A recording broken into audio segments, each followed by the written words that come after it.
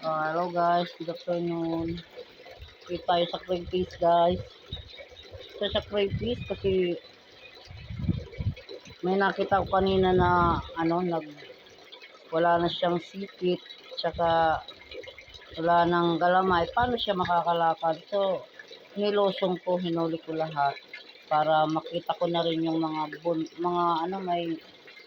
may mga itlog, tsaka yung medyo maliit. Bali sa sizing natin guys. Ito guys, panoorin nyo. Panoorin nyo. Ayan. Yan, lalaki yung guys eh. Kita nyo ba? So, ito ang laki oh. Ito yung lalaki guys, yung may orange ang sipit. At ito namang babae, yung walang sipit. Natatakot akong hawakan kasi nasipit na ako guys. Nasipit ako kanina. Kaya sobrang laki nito oh. Tingnan mo oh, laki ng sipit guys oh. Oh. Natatakot ako.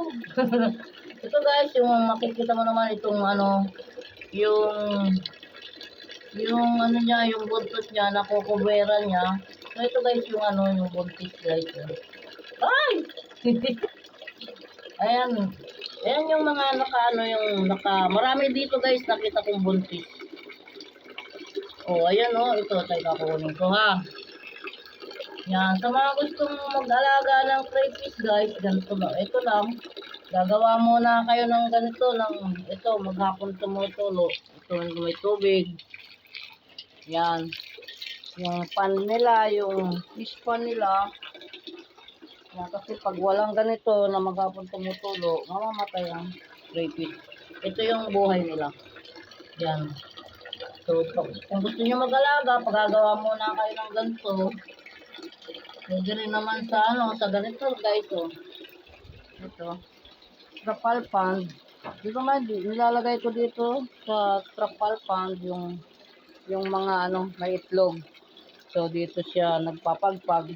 Tapos yung anak nila nililipat ko doon sa kabila. Dito guys, parang nakikita na ako dito sa pwesto nilang to. Ang liit.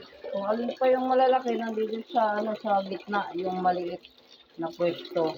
So baka next time, pag may time ako guys, iaano ko na lang.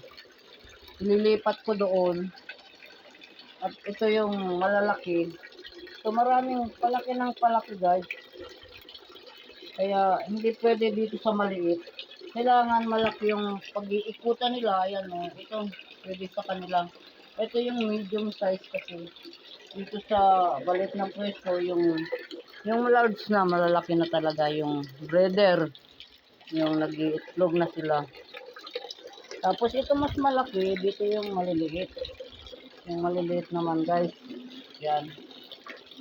Yan. So, kukunin natin yung marami dito may itlog guys. Ito naka-cover na to. Sigurado to, buntis ito. Tingnan mo. Hindi ko makuha. Wait lang. May sipit! Ay, hindi. Ito yung sipit niya. Ito siguro. Guys, nakakagulat lang guys. O, ayan guys, tingnan mo. Ayan, naka-cover siya, So, may itlog yan. Ayan guys, cover yung niya, yung buntot niya. So, ilalagay natin siya dito. Diyan. Ayun. Para diyan siya manganganak. Meron pa dito, ito pa guys,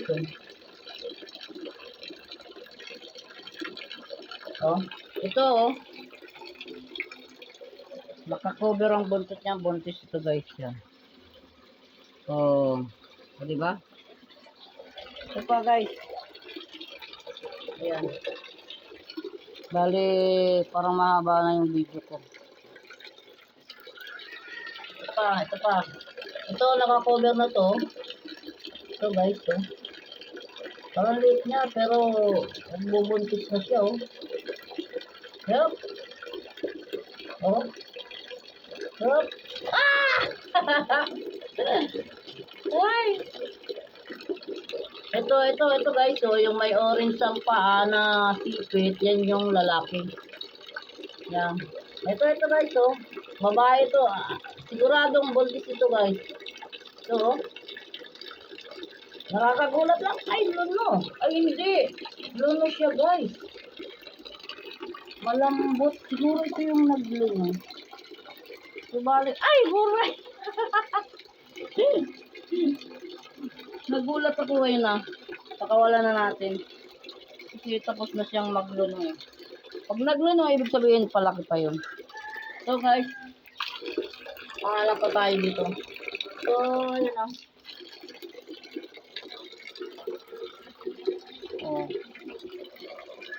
Bali kulang tayo sa ganito guys. Oh. Kulang ako sa ganito na dapat pagtataguan. Dapat isa-isa lang ang laman to. Kaso nakukuha ko minsan 3 ang laman. Yun, doon sila nagkakainan. Hindi maiwasan magkainan. Kaya pag 3 ang laman ng ganito, sa tubo nila, delikado. Yan. Dadagdagan ko yung ganito kasi kulang. Kulang talaga kasi ang dami-dami na guys. Oh. Ang lalaki pa, ang lalaki. Wow, ang sarap nanto guys, ang lalaki. Tutuwanan to si Bon. Yan. Oh. Oh. Ang crayfish guys, nandito na sa bolo. Yan. Yan. So, ang gusto makapunta ng crayfish, dito lang. So, ilang minuto na ba? So, hanggang dito na lang guys. At salamat sa panonood.